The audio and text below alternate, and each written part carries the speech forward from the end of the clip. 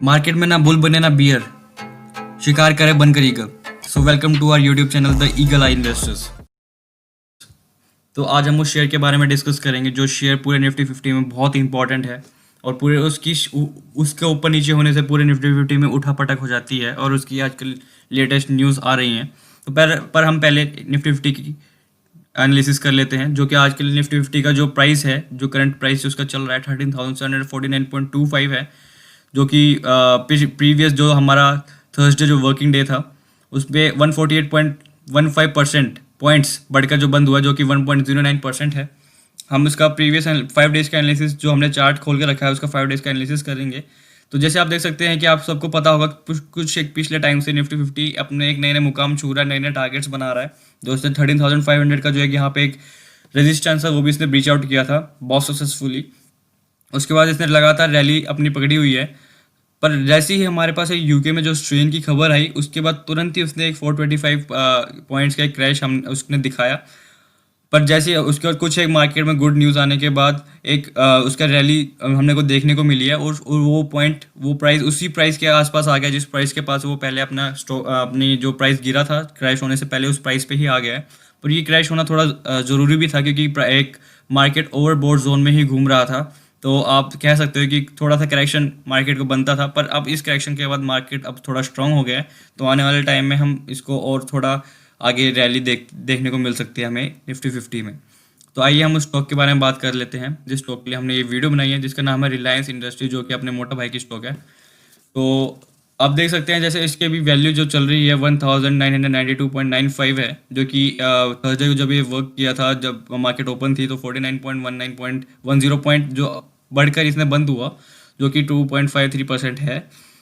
तो आप देख सकते हैं जैसे जो हमारा जो वेनेसडे को जो हमारी क्लोजिंग हुई थी 1943.85 पे क्लोजिंग हुई थी, और जो थर्सडे को ओपन हुआ वो माइनर से करीबन नहीं तो फोर पॉइंट्स का एक गैप है ओपनिंग, आप देख सकते हैं यहाँ पे। उसके बाद उसने एक हाई बनाया 1998 का, फिर उसने एक लो भी बनाया 1445 का, और एक आखिरी में आते आते उसने 1992 के आसपास आके क्लोज हो गया। फिर हम इसका 5 डेज़ का एनालिसिस चेक करते हैं कि 5 डेज़ में एनालिसिस जैसे स्टार्टिंग में आप देख सकते हैं कि एक काफ़ी बात कंसोलिडेट फेस में आने के बाद एक इतनी गिरावट महसूस करी थी। फिर इस गिरावट के बाद ये दोबारा उस रैली में इसलिए चढ़ रहा है क्योंकि आने वाली कुछ इस टाइम पे ही कुछ ऐसी सी न्यूज़ आई है हमारे पास सामने, जिसकी वजह से रिलायंस इंडस्ट्रीज़ वापस अपनी खबरों में है और वापस उसने रैली पकड़नी शुरू कर दी है। हम उस न्यूज़ के बारे में आगे चर्चा करेंगे। तो जैसे कि आप देख सकते हैं ये सारी न्यूज़ हैं जो कि हमने अपने गूगल से निकाली हैं।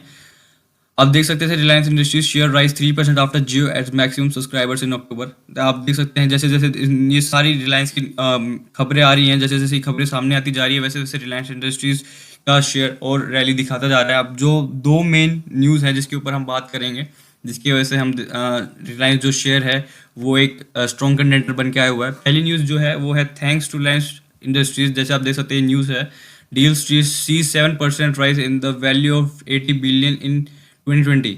तो आप देख सकते हैं जैसे एफडीआईज की जो हमारे पास डिस्पाइट ऑफ इतनी कोरोना वायरस, जो इतना हमारे पास एक बैड इम्पैक्ट था, जो इतना बुरा साल गया था, उसके बावजूद जो जियो ने अट्रैक्ट किया एफडीआई का वर्थ रुपीज़ 10.2 बिलियंस। तो 10.2 बिलियन यूएस डॉलर्स जो हमारे जो बाहर से अब फंडिंग्स आई है, जो एफडीआई ने इन्वेस्ट किया है, निवेश किया है हमारे यहाँ पे।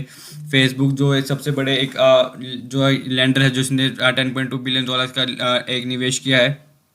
तो काफ़ी एक all together other F D eyes put also installed 3.2 billion, जो कि हमारे काफ़ी ज़रूरी एक निवेश हम देख सकते हैं, जो कि हमने देखा है कि एफ डी आई की करंटली इन्वेस्टमेंट इंडिया में आई जा रही है, जो कि रिलायंस इंडस्ट्रीज के थ्रू जियो में इन्वेस्ट हो रहे हैं, रिटेल में इन्वेस्ट किया जा रहा है। तो उसी उसी के उसकी डिस्पाइट में हम उन्होंने डील स्ट्रीट ने कहा है कि उनकी कुछ एक बिग टिकट जो रिलायंस की नहीं करी है, उसकी वजह से एक 7% ग्रोथ इन 2020 देखने को मिल रही है, जो कि एक रिलायंस की एक पॉजिटिव न्यूज़ मार्केट में स्प्रेड करती है, जिसकी वजह से रिलायंस एक गुड कंटेंटर बन के आता है। दूसरी न्यूज़ हम जो देखते हैं वो है Reliance BP start gas production from R clusters, जो कि है एशियाज डीपेस्ट प्रोजेक्ट। तो ये है सबसे बड़ी खबर जिसके लिए रिलायंस आजकल पूरे पूरे खबरों में है, और जिसकी वजह से रिलायंस की जो स्टॉक है वो एक रैली निकाल रहा है। तो आप देख सकते हैं जैसे रिलायंस इंडस्ट्री एंड BPCL जो कि एक यूनाइटेड बेस्ड पेट्रोलियम कंपनी है, ब्रिटेन पेट्रोलियम कंपनी, उन्होंने एक अनाउंस किया है कि उन्होंने कमेंसमेंट करें natural gas production from Asia's GPS project, जो कि एक आने वाले टाइम में बहुत बड़ा अच्छा एक प्रोजेक्ट है जिन्होंने आर क्लस्टर जो KG-D6 ब्लॉक में से निकालेंगे। तो जो कि एक कह रहे हैं कि 15% ऑफ गैस, नेचुरल गैस जो इंडिया की डिमांड है वो 2020 तक पूरी करेगा, जो कि एक इंडिया के लिए भी बहुत अच्छी खबर है और रिलायंस के लिए बहुत बिजनेस पॉइंट ऑफ व्यू से रिलायंस के लिए बहुत ही बेहतरीन खबर है, क्योंकि हमारे पास नेचुरल गैस की रिसोर्सेज जो इंडिया में है वो हमारे पास कंपेरेटिवली कम है। इसलिए हम देख सकते हैं कि जो 15% ऑफ गैस रिसोर्सेज है अगर वो रिलायंस ही पूरी कर देगा तो आप सोच सकते हैं रिलायंस का बिजनेस कितना आगे जाने वाला है। अब हम इसका कुछ फाइनेंशियल ट्रेंड की बात कर लेते हैं। जैसे आप फाइनेंशियल ट्रेंड इसका देख सकते हो 109 पॉइंट, थोड़ा फाइनेंशियल ट्रेंड में इसकी गिरावट है पर आप इतना मेजर देख नहीं सकते। पर आप जहाँ इसका प्रॉफिट देख सकते हैं, जो प्रॉफिट डार्क ब्लू में हमने इसको शो किया है, प्रॉफिट रैदर थोड़ा डिक्रीज हुआ था। पर 2019 और 2020 का अगर हम पिछले साल से 2020 जो हमारा करंट ईयर चल रहा है उसको हम अगर पिछले साल 2019 से कंपेयर करें, क्योंकि बढ़ा है डिस्पाइट इतने कोरोना वायरस, इतने बैड न्यूज़ के बाद पूरा साल जो इतना बेकार गया उसके बावजूद इनका प्रॉफिट बढ़ा है, क्योंकि इन्होंने रेगुलरली FDIs जो इनके जो फॉरेन से जो इन्वेस्टमेंट्स आ रही थी उन्होंने रेगुलरली इन पे ध्यान दिया, उनकी इन्वेस्टमेंट्स बढ़ी और इन्वेस्टमेंट्स बढ़ने के बाद इनका जो प्रॉफिट है आज वो इसलिए बढ़ रहा है। इसलिए हमारा जो शेयर है वो आज इतनी एक रैली शो कर सकता है और एक स्ट्रॉन्ग कंटेंडर है फिलहाल, इसको देख के भी आप कह सकते हैं। तो अब हम आपको सीधे NSE की ऑफिशियल साइट पर लेके चल सकते हैं। तो वहाँ पे चलते हैं, हम वहाँ पे देखते हैं कि देखो जैसे ये NSE की साइट खुल गई है, हमने पुरानी साइट खोली है क्योंकि पुरानी साइट ज़्यादा कंपेटेबल रहती है कंपेरेटिवली न्यू साइट। तो जैसे आप देख सकते हैं जो रिलायंस इंडस्ट्रीज़ का यहाँ पे भी दिखा रहा है, तो जो अभी करंटली जो स्टॉक की वैल्यू है 1192.95 है और 49.10 के इसने पिछली बार पॉइंट अबव करके बंद हुआ है, जो कि यहाँ पे आपने देख सकते हो, यहाँ पे इसकी क्लोजिंग जो हुई है। अब हम इसका जो चेक करेंगे, जो मेन क्वांटिटी ट्रेडेड है, जो पिछली वर्किंग डे में जो ट्रेडेड क्वांटिटी है वो है इसकी 95,88,577, जो कि गुड इनफ है, इतनी ज़्यादा अच्छी नहीं है पर गुड इनफ है, जिसमें अच्छी तरह डिलीवरी भी देख लो आप 22.33% है। तो इसमें आप देख सकते हो कि काफ़ी डिलीवरी बेसिस पे काम हो रहा है।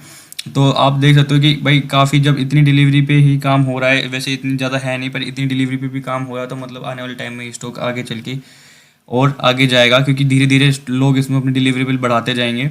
जैसे जैसे न्यूज़ आ रही है लोग और इन्वेस्टमेंट करेंगे। जैसे मंडे खुलेगा आप इसकी फिगर बेशक चेक कर लीजिएगा और फिगर्स अच्छी हो जाएंगी। तो अब हम आपको सीधे ले चलते हैं इसके टेक्निकल एनालिसिस पे। अब हम इस रिलायंस की टेक्निकल एनालिसिस करेंगे। तो आप देख सकते हैं जैसे कि एक हमने ऊपर एक ये चार्ट है, जो आप इस चार्ट को देख रहे हो, ये एक कैंडलस्टिक चार्ट है जो कि सबको पता होता है। तो आप ये जो 3 लाइनें देख रहे हैं ये एक बॉलिंजर बैंड है। तो हम पहले जो इसकी कैंडलस्टिक को ही देख लेते हैं। जो कैंडलस्टिक है वो ग्रीन में बनी है, जो कि आपको पता है कि हमने थोड़ी देर पहले आपको बताया कि 49.10 के एक पॉइंट की बढ़त के साथ बंद हुई थी, उस वजह से ये एक ग्रीन में है, क्योंकि इसने ओपन नीचे हुआ था और क्लोज ऊपर हुआ है, तो इसलिए ग्रीन कैंडल बनती है। उसके बाद बॉलिंजर बैंड में आप जैसे देख रहे हैं एक यहाँ पे एक सुपर ट्रेंड आया था। उस सुपर ट्रेंड की वजह से इसने देखो अपने स्टॉक ने गिरावट भी महसूस करी थी। अब यहाँ पे बॉलिंजर बैंड के पास कैंडलस्टिक चार्ट ने नीचे वाले बॉलिंजर बैंड को टच करके दोबारा ऊपर जा रहा है, तो इसका मतलब एक स्ट्रॉन्ग इंडिकेशन होता है। जैसे अगर नीचे वाली जो बॉलिंजर बैंड की थर्ड लाइन होती है, लास्ट लाइन होती है, उस लाइन को अगर टच करके कैंडल्स दोबारा ऊपर लाइन की तरफ जाती हैं, तो इसका मतलब होता है कि स्टॉक अब थोड़ी स्ट्रॉन्ग पोजीशन में जा रहा है। और जैसे कि आप यहाँ पे देख रहे हैं जो येलो लाइन आप यहाँ पे देख सकते हैं, ये है एक 50 डेज मूविंग एवरेज। तो अगर इस लाइन को अगर क्रॉस कर जाती है कैंडल्स अगली जो भी वर्किंग डेज में है, तो एक पक्का थोड़े टाइम के लिए आप इसमें बुलिश रैली देख सकते हैं। और आप जैसे पर यहाँ पे थोड़ा कंसोलिडेटेड फेज भी हुआ था। अब ये कंसोलिडेटेड फेज को तोड़ के या तो ऊपर जाएगी कैंडल या तो नीचे जाएगी, मतलब काफ़ी एक फेसिंग रहने वाला है इस चार्ट के लिए। अगर इस कैंडल ने यहाँ पे 50 डेज मूविंग एवरेज को ब्रीच कर दिया तो काफ़ी टाइम तक वो बुलिश रहेगी। अब हम बात कर लेते हैं MACD चार्ट के बारे में। अब MACD चार्ट में आप जैसे देख सकते हैं यहाँ पे हालांकि में ही उसने एक बुलिश क्रॉसओवर बनाया है। हालांकि वो इतना स्ट्रॉन्ग है नहीं, थोड़ा वीक हो गया है, पर इतना है कि हाँ अभी बुलिश क्रॉसओवर बनाया है, ये साफ साफ दर्शाता है कि हाँ अभी ये स्टॉक थोड़ा बुलिश कंडीशन में आ रहा है। और फिर आप देखते हैं हम RSI, जो कि RSI है 52.15, जैसे कि आप देख सकते हैं यहाँ पे 52.15 इसकी RSI है, जो कि इसने RSI इसकी स्ट्रॉन्गर होती जा रही है। जैसे आप यहाँ पे देख सकते हैं RSI बढ़ी है। जैसे जैसे RSI बढ़ेगी, जिससे ये साफ साफ शो करता है कि एक बुलिश कंटेंडर है। आने वाले टाइम में ये स्टॉक ज़रूर रैली दिखा सकता है।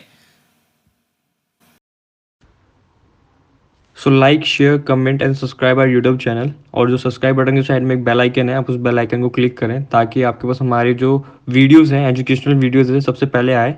और may all of you earn a good money in stock market. Thank you.